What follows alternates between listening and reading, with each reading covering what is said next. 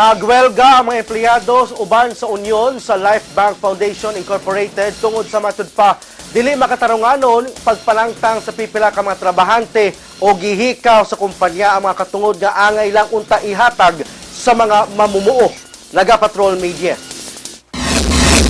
Kung ayaw nyo nang magtrabaho, it's better mag-resign na lang kayo, sabi ni boss. Wala gibali-bali sa mga rallyista ang kainit sa adlaw. At tubangan sa opisina sa Life Bank Foundation sa Santan Street, Butuan City, nagwelga ang pipila ka mga empleyado Huwebes sa buntag.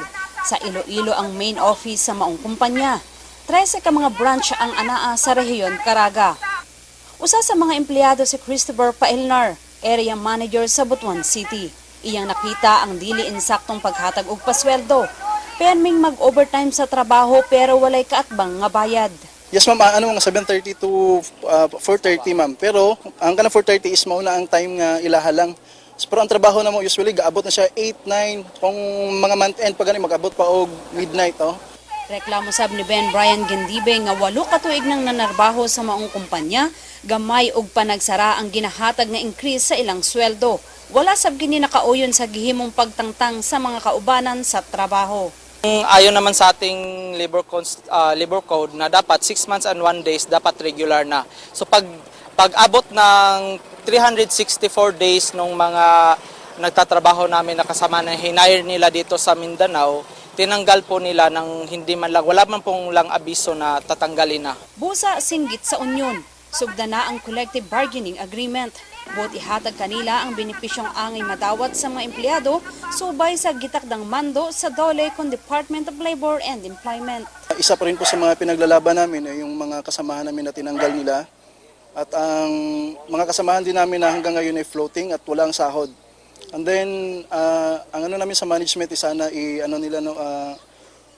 makipagnegosasyon na sila sa amin. Girespeto sa district manager nga si Jeneline Sapio ang gihimong strike sa mga ginsakupan. Apan wala pa siya ikatubag sa demand sa Union kay nagpaabot pa kini sa mando sa management sa kumpanya.